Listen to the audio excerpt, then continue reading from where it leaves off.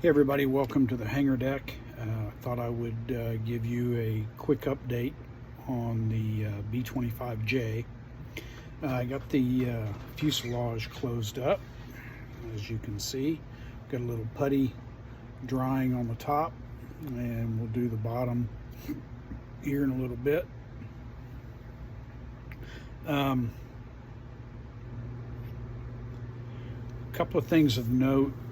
I did put some weight in the nose.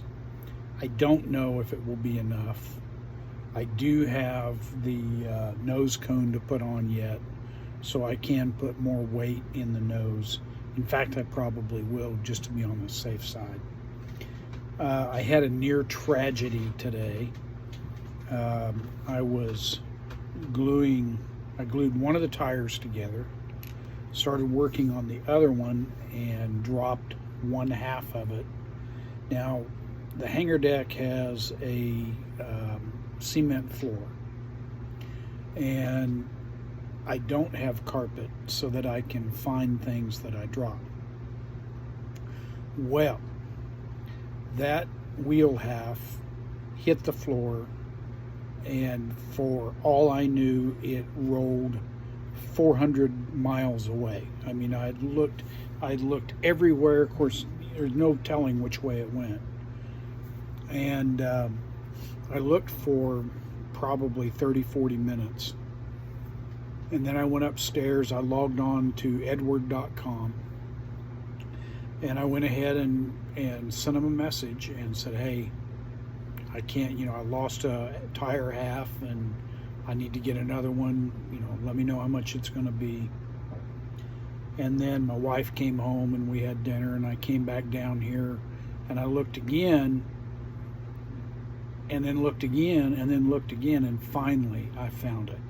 So I quickly fired off a message to Eduard, told him, hey, a supplement to my submission, and said, hey, I found it, it's all good. So let's talk a little bit about Eduard. Some of you may or may not have built one of their kits before. This is the one I'm building here. And Eduard kind of started life as a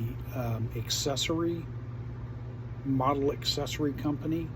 They would build, or they would sell photo etched parts to enhance a model, or I think they sold resin parts too. And then they started building kits, and they basically have two different types. They have what's called a weekend edition, which is usually a fairly quick build, and then they have a Profipack, and that's what this is here. And you'll notice the Profipacks always have like a gold stripe across the top. So the Profipacks come with lots of photo etch in them and things to enhance the build and make it a little bit better. And some of you may really dig photo etch, some of you may not. I'm getting better at it. This had, it's hard to tell here, which is kind of sad because I spent a lot of time doing it. But there's photo etch right there in that door. It's a door. It's like a door frame that goes around the door, and there's photo etch seat belts and what have you. And so, and there was there's a photo etched control panel. You can kind of see it there. But anyway, all of that is because it's a Profipack. Here's some of the photo etch that's left to do. These are the spark plug wires for the engines. So, so 172. So, you add a little bit to it, and it doesn't take a lot to increase the overall detail of the unit of the aircraft. So, that's a little bit about Eduard. Had you never, if you have never built one.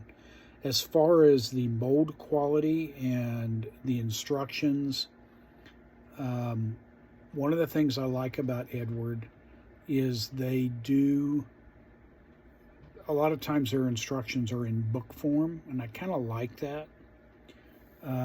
They're very straightforward.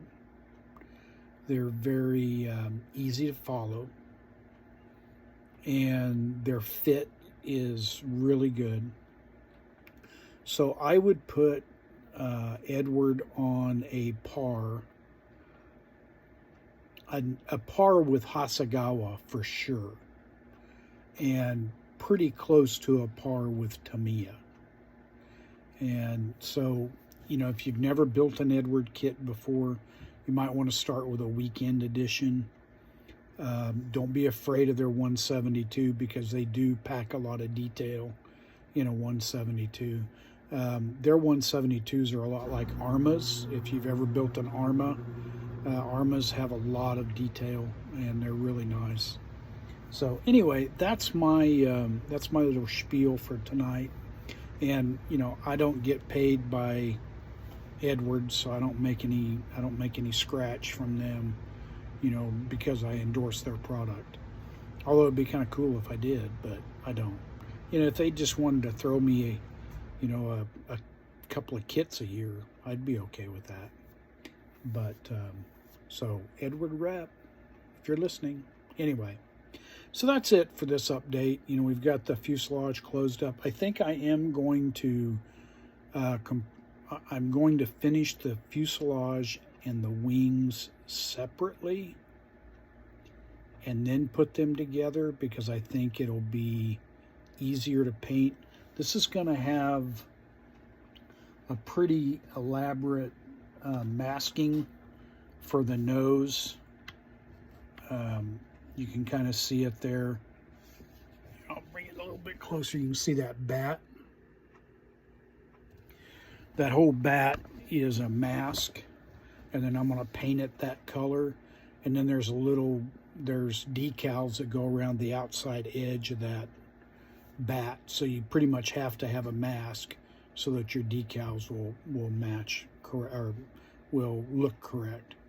So I think it would be better to do all of that separate of the wings.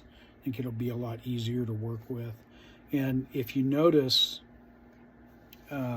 these wings have, of course, they have spars coming out, so that's kind of nice. But if you notice right there, they have a cutout so that wing will fit inside that cutout. So that will almost negate the need for putty or anything like that, because you're not going to have an unsightly gap there. So, you know, it should be fine. Okay, that's it. I've kept you for 8 minutes and 17 seconds right now. That's plenty enough. And I thank you very much.